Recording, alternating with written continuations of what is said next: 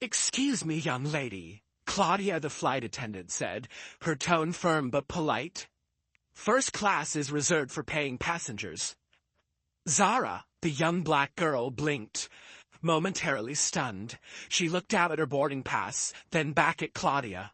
"I am a first-class passenger," she replied, her voice steady but soft. "Here's my ticket." "There must have been a mistake. You don't belong here in Douth. If you don't comply, I'll have to escalate this and call security," Claudia said firmly. Little did she know that very girl she just humiliated was the daughter of the airline's owner and would expose her long-serving prejudice. As we delve into this story, tell us where you're watching from in the comments. And click on the subscribe button if you believe everyone should be treated fairly without prejudice, no matter who they are. The airport was alive with the hum of activity. Travelers moved briskly, and suitcases rolled across polished floors. There were announcements over the intercom, hurried footsteps of travelers, and the occasional laughter of families embarking on new adventures. Among the crowd and among the sea of passengers, Zara Bennett stood out, not because she sought attention, but because of the quiet confidence she carried. Zara stood quietly, clutching her first-class boarding pass. She was a polite and composed teenager, her excitement tempered by her natural shyness.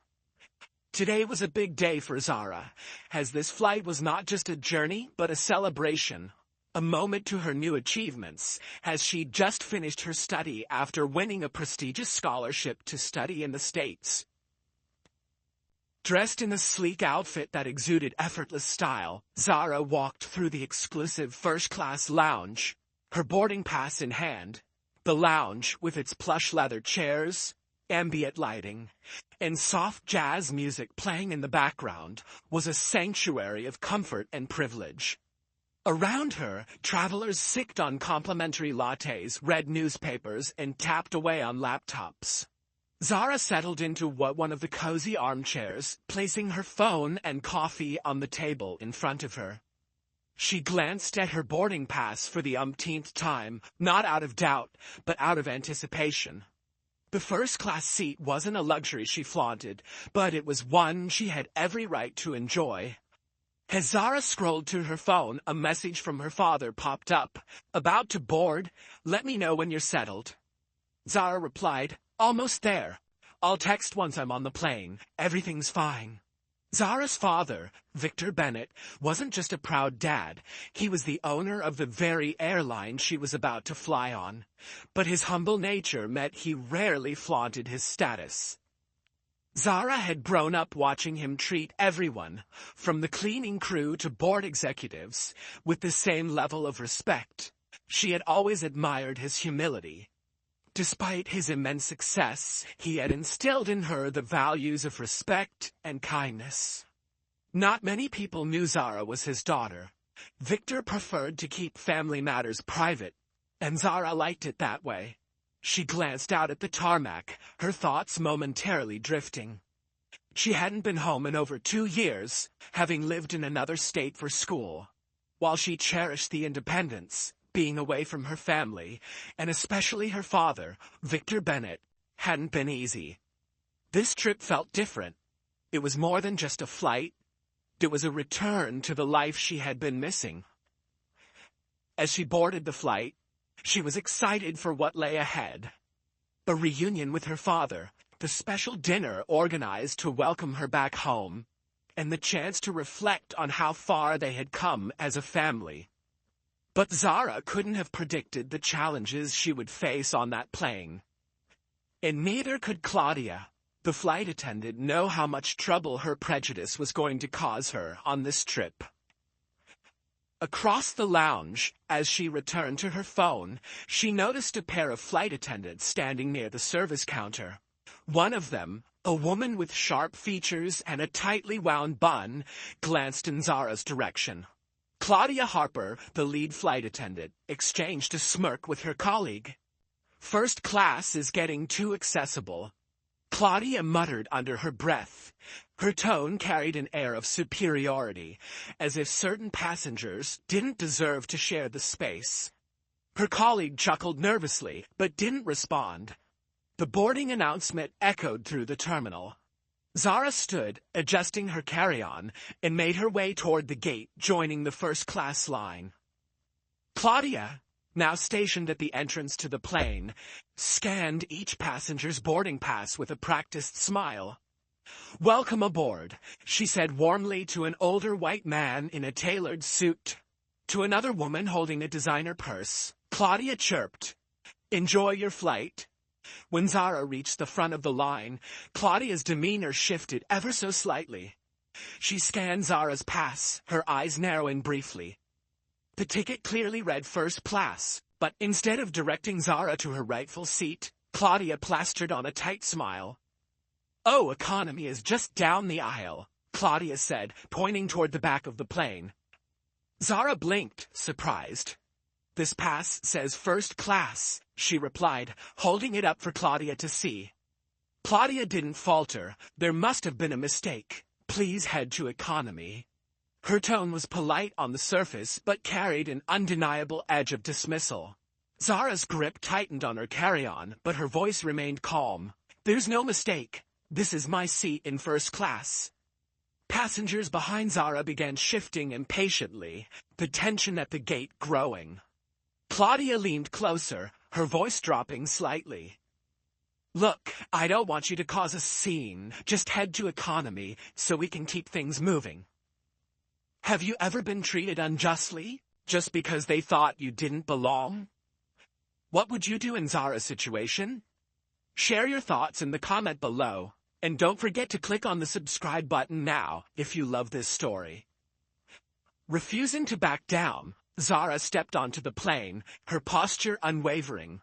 Claudia's eyes followed her, a flicker of annoyance crossing her face. Zara walked to her assigned seat in first class and placed her carry-on in the overhead bin. The cabin was immaculate, with spacious seats and a calming ambiance. Zara settled into her seat, adjusting the window shade slightly. Moments later, Claudia entered the cabin. She was a seasoned professional, known for her no-nonsense demeanor and sharp eye for detail, her heels clicking sharply against the floor. She approached Zara's row, her face set in a mask of professional politeness. She glanced at Zara, her expression unreadable, and raised a hand to stop her. "Excuse me, young lady," Claudia said, her tone firm but polite. "First class is reserved for paying passengers." Zara blinked, momentarily stunned. She looked down at her boarding pass, then back at Claudia. "I am a first-class passenger," she replied, her voice steady but soft. "Here's my ticket."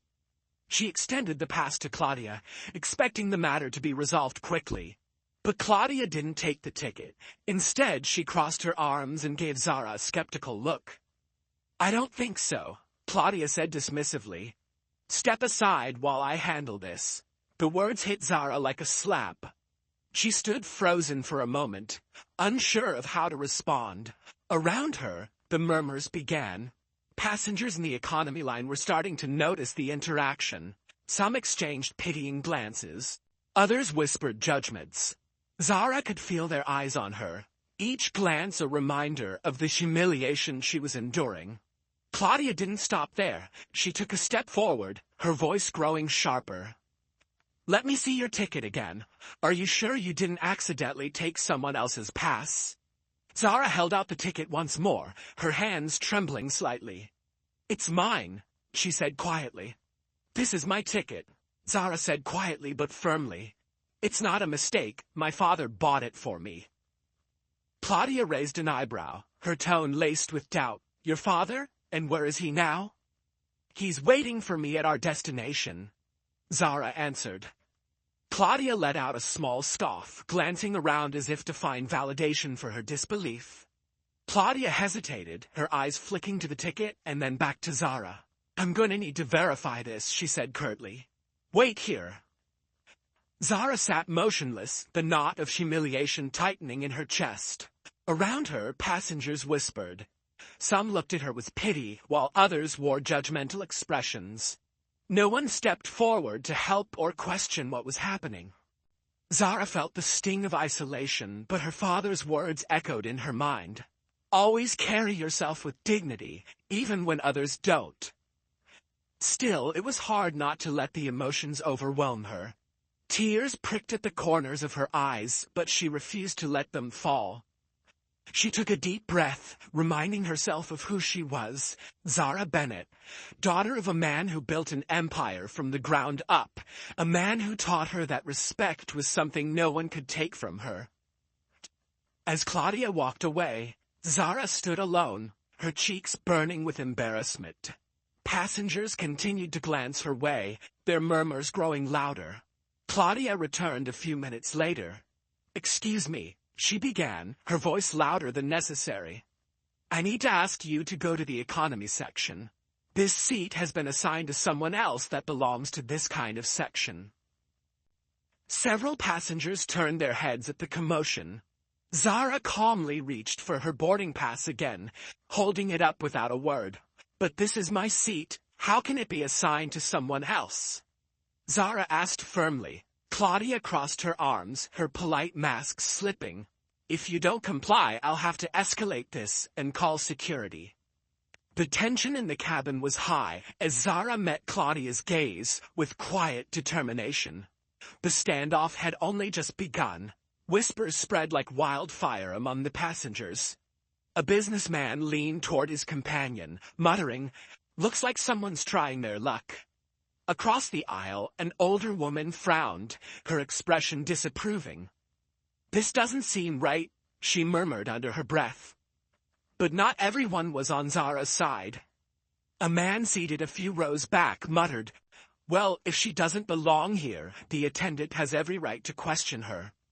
Claudia, determined to assert her authority and unwilling to back down, took the ultimate step. She called for security. Minutes later, 2 officers boarded the plane, their presence adding a new layer of tension to the unfolding drama. They approached Zara's seat, their expressions professional but firm. Zara, who calmly explained the situation, showed her boarding pass, her voice steady as she defended her right to sit where she belonged. But Claudia's narrative prevailed, the officers deferring to her authority. "Ma'am," one of the officers said, his voice low but authoritative, "we've been asked to escort you to another seat." Zara met their gaze, her voice calm as she explained the situation. "This is my assigned seat," she said, holding up her boarding pass for them to see. "I have every right to be here." The officers hesitated, glancing at Claudia for confirmation. She nodded sharply, her expression one of vindication. "Her seat is in economy," she said firmly. Despite Zara's protests and her valid ticket, the officers deferred to Claudia's authority. They escorted Zara to economy, the whispers and stares of passengers following her down the aisle. Her composure never faltered, but the humiliation was clear. Back in first class, Claudia returned with an air of triumph. She walked through the cabin with a satisfied smile, her voice carrying just enough to ensure she was heard. "That's how you handle troublemakers," she said to a fellow flight attendant. Then, glancing around at the passengers, she added smugly, "First class is for people who belong here." Humiliated but composed, Zara walked to her new seat. Passengers craned their necks to watch, their reactions mixed, some indifferent, others sympathetic, a few smugly satisfied. In first class, Claudia strode through the cabin, her voice loud enough for everyone to hear. A smug smile spread across her face as she glanced at her. "That girl doesn't even look like who belonged in first class, yet she's trying to claim it. This cabin is only for people who belong here," she said, her tone dripping with self-satisfaction. Was Claudia right to have judged Zara because of her skin color? Let us know in the comments. And if you believe in justice for all, hit that subscribe button for more stories like this. As the flight continued, the quiet hum of the cabin seemed to contrast sharply with the tension lingering in the air. Zara sat in her economy seat, her posture upright, and her expression composed. Outwardly, she appeared calm, but inside, the frustration gnawed at her. She glanced down at her phone, the unsent text to her father still on the screen. "This isn't right, Dad. Why didn't they believe me?" But she hesitated to send it, knowing he'd act immediately, and likely not subtly. Zara stayed calm. Yet, it wasn't easy. She could feel the weight of Claudia's judgment, with every skeptical glance, every dismissive remark. It wasn't just the embarrassment of being questioned. It was the underlying message that she didn't belong, that she wasn't enough.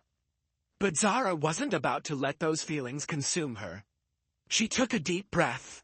Even as the murmurs from other passengers grew louder, even as the stares became harder to ignore, Zara held her head high. Inside, she felt the sting of humiliation, but she wouldn't let it show.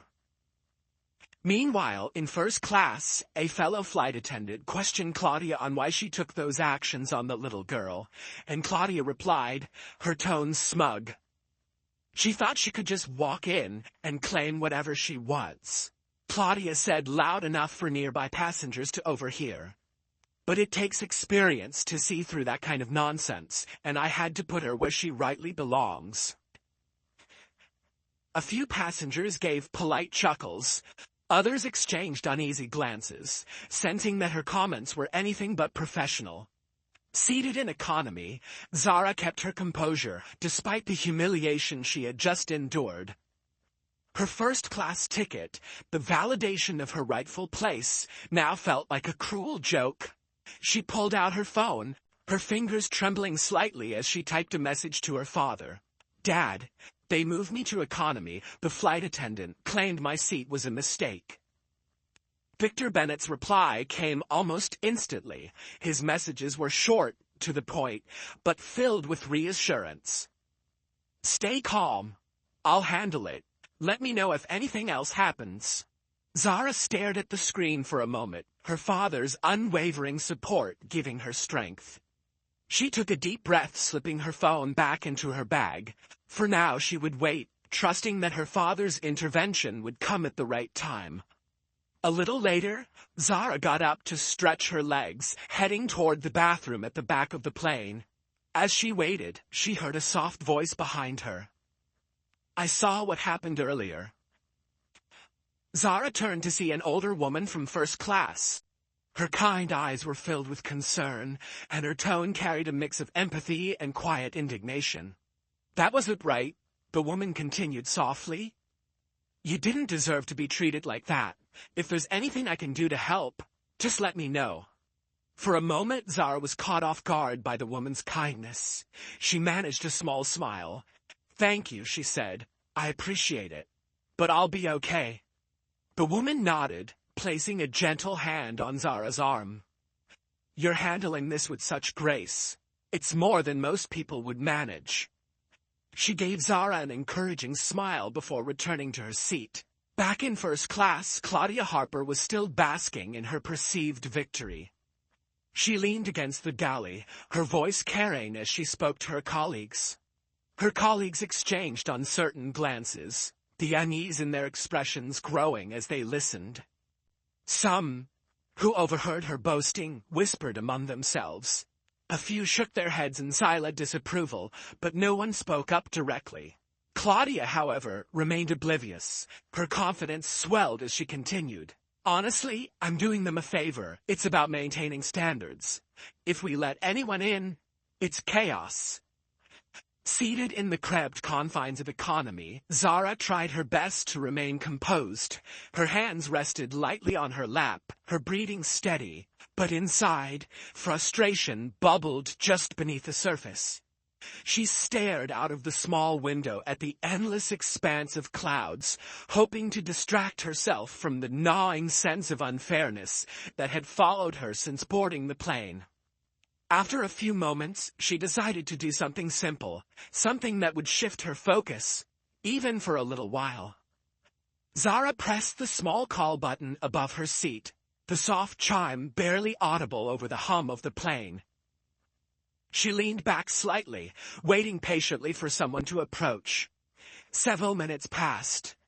Zara noticed other flight attendants moving up and down the aisle, tending to passengers with quiet efficiency.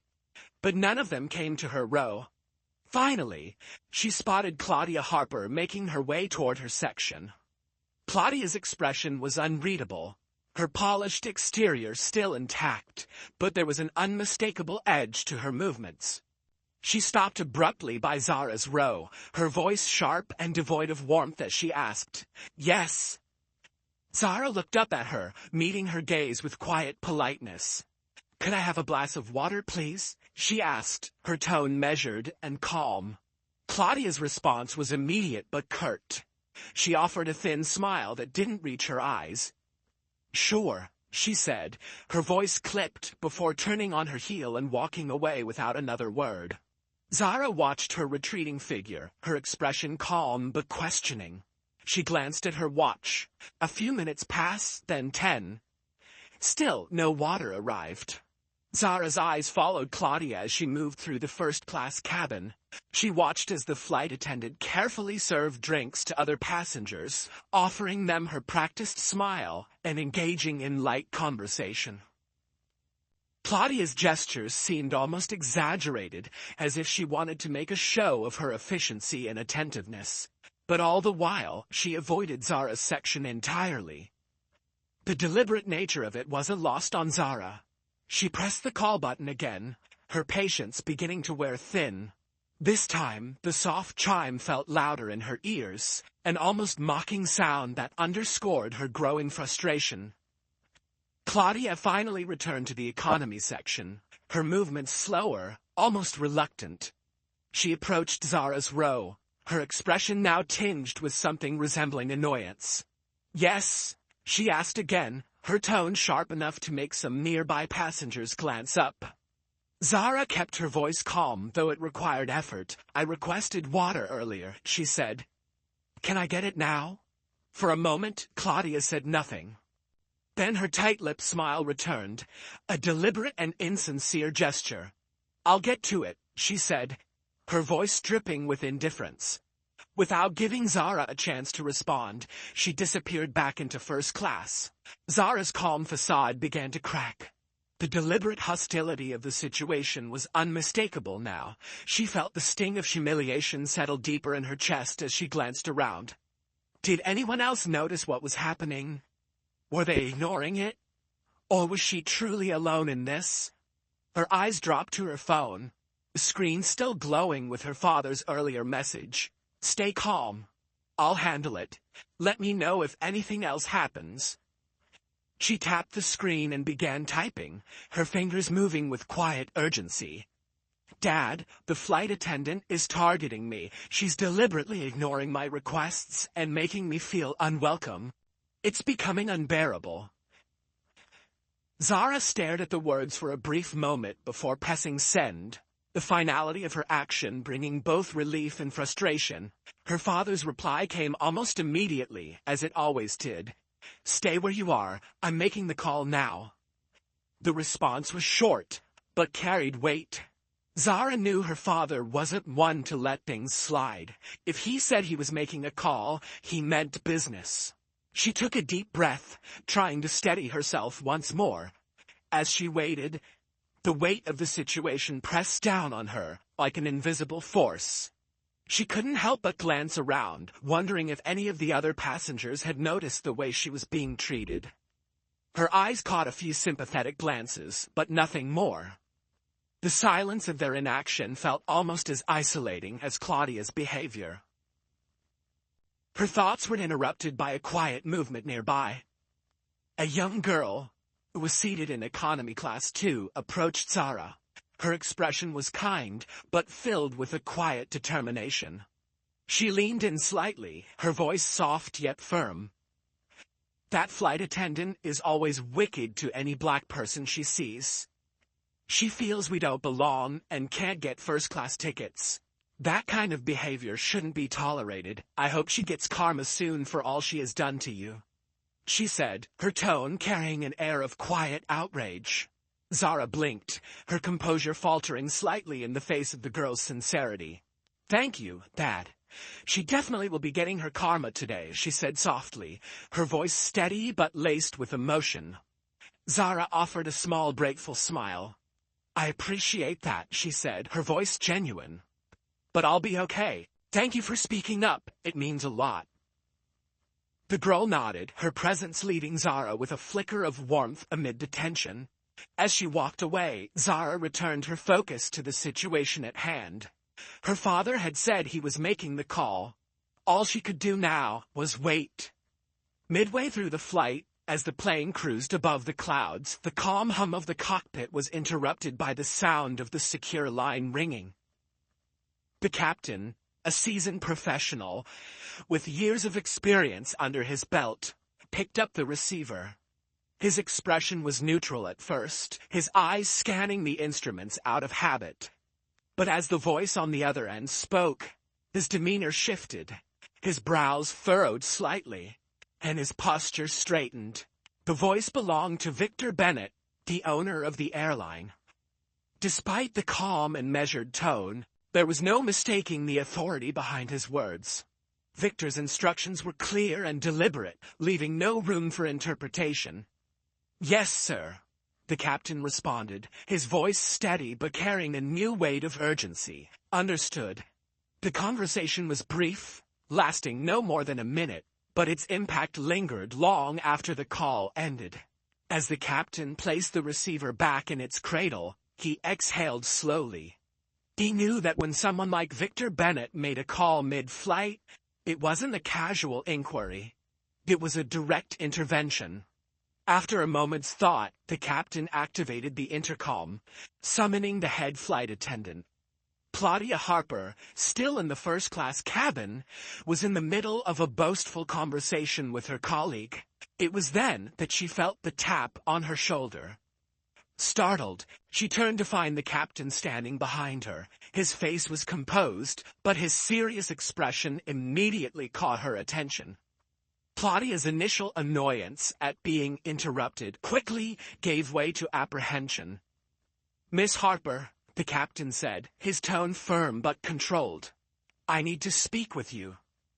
Claudia straightened her posture, trying to maintain her usual air of confidence. "Of course," she said, her voice crisp. "What's the matter?" The captain wasted no time. "I've just received a call from Mr. Victor Bennett," he began, pausing to let the name sink in. Claudia's brow furrowed, her confidence wavering for the first time. "Victor Bennett," she repeated, her voice barely above a whisper. "Yes," the captain confirmed, his tone steady. "The owner of the airline, he's been informed about an incident involving his daughter on the plane."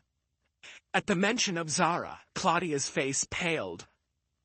The pieces began to fall into place, then the realization hit her like a cold wave. Her carefully constructed narrative about handling troublemakers suddenly felt flimsy and inadequate. The captain continued, his voice carrying an air of finality. "Mr. Bennett has instructed me to let you know that he will be meeting the plane personally upon landing. He expects an explanation, and from now on, he wants you to take care of her well and treat her in the best way you can." For a moment, Claudia stood frozen, her mind racing. The color drained from her face as the weight of the situation fully registered. I didn't realize," she stammered, her usual sharpness replaced by hesitation. The captain's expression didn't change. "That's irrelevant," he said. "What matters is how the situation was handled." Claudia's usual bravado cracked under the pressure. She nodded stiffly, her throat dry as she managed to say, "Understood." As the captain turned and walked back to the cockpit, Claudia remained rooted in place. The confidence she had so proudly displayed throughout the flight was now a distant memory. She muttered under her breath, almost as if trying to reassure herself, "I'm sure it's nothing." But her words lacked conviction. The unease gnawed at her, growing stronger with each passing minute. For the rest of the flight, Claudia's demeanor was noticeably subdued. Her steps, once brisk and purposeful, were slower and more hesitant. The smug remarks that had flowed so freely earlier were now absent, replaced by a tense silence. Passengers who had observed her earlier behavior couldn't help but notice the change. Whispers rippled through the cabin, their tones ranging from curiosity to quiet satisfaction. Claudia, however, avoided meeting anyone's gaze. Her mind was consumed with one thought: the confrontation awaiting her upon landing. What do you think will happen to Claudia after the plane lands? Will she face the consequences of her actions? Share your thoughts in the comments below, and click the subscribe button if the story got you hooked. For Claudia Harper, the moments after the captain's words were nothing short of harrowing. The revelation that Zara Bennett was the daughter of Victor Bennett, the airline's owner, had shattered her confidence. Every step she took in the cabin felt heavier, her previously brisk and self-assured demeanor replaced with nervous hesitation. The words, "He will be meeting the plane personally upon landing," echoed relentlessly in her mind, like a warning bell she couldn't silence. Claudia tried to carry on with her duties. She picked up a tray to offer refreshments, her hands trembling slightly. Approaching a passenger in first class, she forced to smile, but her voice faltered. "Would you like a drink?" she asked, barely meeting their gaze. The passenger frowned, confused by her sudden change in tone, but accepted the drink without comment. Her colleagues, who had grown used to her assertiveness, now exchanged curious glances. Claudia's usual sharpness was gone, replaced by visible unease. Her hands fumbled as she collected empty glasses, and she avoided making eye contact with passengers. Whispers began circulating among the crew and those seated nearby. "What's wrong with her?" one colleague asked another. "She looks like she's seen a ghost." But Claudia's distraction wasn't mere internal struggle. It began to seep into her work. She misread passenger requests, served items to the wrong rows, and forgot orders she had just taken. Passengers noticed her repeated trips to the galley, where she lingered longer than necessary, her hands gripping the counters as if trying to steady herself. The confidence she once exuded had vanished entirely. Finally, Claudia reached a breaking point. She glanced toward economy, where Zara sat, her composure still intact, despite everything that had happened. Zara was scrolling through her phone, a faint, knowing smile on her lips. Claudia felt her stomach tighten. She couldn't bear the thought of Victor Bennett boarding the plane and addressing her directly without attempting to make things right. Swallowing her pride, Claudia grabbed a tray and made her way toward Zara's seat. Her heart pounded as she approached, each step feeling like a trial. Stopping beside Zara's row, she cleared her throat awkwardly. "Miss Bennett," she began, her voice uncharacteristically soft. "Can I get you anything? A drink? A snack? Perhaps a hot towel?" Zara looked up, her expression neutral but her eyes sharp. "No, thank you," she said politely, her tone calm yet distant. Claudia hesitated, the forced smile on her face slipping slightly. "Are you sure? Anything at all? Please, just let me know." Zara shook her head. "I'm fine." The rejection stung, but Claudia wasn't ready to give up. Over the next hour, she made repeated trips to Zara's row, offering everything she could think of. Extra blankets, premium snacks, even a meal upgrade. Each time, Zara declined, her responses unfailingly polite yet firm. The other passengers watched the interactions unfold with growing curiosity. Whispers filled the cabin as people wondered aloud what had prompted Claudia's sudden change in behavior. "She's never this attentive," one passenger murmured to their companion. "Something must have happened." "I've never seen her like this," said another, shaking their head. "She's practically fallen over herself." Zara, however, wasn't surprised. She knew the shift in Claudia's attitude wasn't genuine remorse. It was fear. Each time Claudia approached her, Zara met her with the same composed smile, silently reminding the flight attendant that her attempts to undo the damage were futile. Eventually, Claudia abandoned the tray altogether and approached Zara empty-handed. Her expression was strained, her usual air of authority replaced by a desperate need to resolve the situation. She crouched slightly, lowering herself to Zara's eye level. "Miss Bennett," she began, her voice trembling slightly. "I just wanted to say, I'm sorry for earlier. It was a misunderstanding on my part. I didn't realize." She trailed off, unsure of how to finish the sentence without incriminating herself further. I hope we can just put this behind us." Zara studied her for a moment, her calm demeanor unshaken. Then, with measured words, she replied, "The matter is no longer in my hands." Claudia blinked, confused. "What do you mean?" "My father is handling it now," Zara continued, her tone steady but firm. "He's the one who will decide whether or not you're forgiven." Claudia's face fell, her earlier composure crumbling further. She opened her mouth to respond, but no words came out. The weight of Zara's statement hung in the air, leaving no room for negotiation.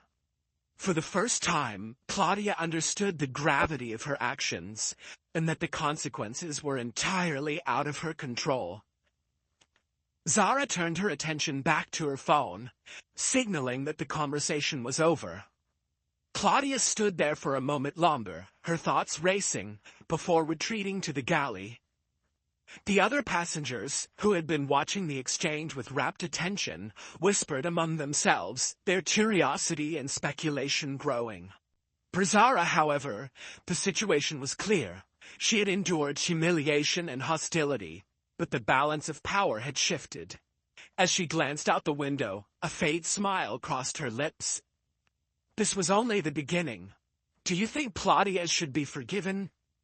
Let us know in the comments, and don't forget to click the subscribe button now. As the plane landed smoothly on the runway, passengers gathered their belongings, preparing to disembark, but many had noticed the unusual activity outside. Through the windows, they saw a sleek, black SUV pull up directly beside the aircraft, its polished surface gleaming under the airport lights. The door opened, and out stepped Victor Bennett, the owner of the airline. His presence alone was commanding, but he was flanked by two senior executives, making it clear that this was no ordinary visit. Inside the plane, the whispers started almost immediately. "Who's that?" one passenger asked, nudging their seatmate. "He looks important." "That's Victor Bennett," another murmured, eyes whitening. "He owns the airline. What's he doing here?" Victor ascended the stairs to the aircraft with a purposeful stride, his expression calm but serious. As he entered the cabin, the atmosphere shifted. Conversations hushed, and all eyes turned to him. He scanned the rows briefly, his gaze landing on Zara, but was seated in economy. His expression softened as he walked straight to her, the lines of tension on his face easing momentarily. When he reached her, he crouched slightly to meet her eye level. His voice, warm and gentle, broke the silence. "Are you all right?" he asked, his concern evident. Zara looked up at him, her composed exterior betraying a flicker of relief. "I'm okay," she replied, though her tone carried traces of lingering frustration. "It's just been a lot." Victor placed a reassuring hand on her shoulder. "It's over now," he said softly. "You won't have to deal with this any longer." Straightening, Victor's expression shifted. The warmth he reserved for his daughter disappeared, replaced by a calm but firm authority. He turned his attention to Claudia Harper, who stood frozen at the front of the cabin. Her face was pale, her usual sharpness completely absent. The realization that Victor Bennett had come for her was written all over her features. "Miss Harper," Victor began, his voice steady and measured. "I understand there was an issue with my daughter's seat." Claudia's composure crumbled entirely. Her lips parted as if to speak, but for a moment, no sound came out. Finally, she stammered, I didn't know she was your daughter, sir. It was a misunderstanding." Victor's gaze remained fixed on her, unflinching. His tone didn't rise, but the weight of his words was unmistakable. "The issue isn't whether you knew she was my daughter," he said, his voice calm but cutting. "The issue is how you treated her, and likely how you treat others who don't meet your assumptions." Claudia's face reddened and she tried to respond, but her words tumbled out incoherently. "I didn't mean to." I didn't realize. Victor raised a hand, slightly silencing her attempts at justification. Your behavior today has been nothing short of unacceptable, he continued, addressing not only Claudia but the entire cabin. This airline was built on the principles of respect and dignity. Our successes come from treating every passenger, regardless of who they are or where they come from, with fairness and professionalism. Your actions today have failed those values. The cabin, silent moments ago, erupted in applause. Passengers clapped enthusiastically, their approval of Victor's words echoing through the space. Some nodded in agreement, while others exchanged glances, satisfied that Claudia's actions were being addressed. Claudia, however, looked mortified. Her head hung low, and her hands trembled as she clutched the edge of the service cart for ballots. The applause felt like an indictment, each clap amplifying her humiliation. She opened her mouth to apologize again, but Victor didn't give her the chance. Effective immediately, he said, turning to the airline executives flanking him. Miss Harper is to be removed from duty. Her behavior today does not align with the standards of this airline, and she will be held accountable.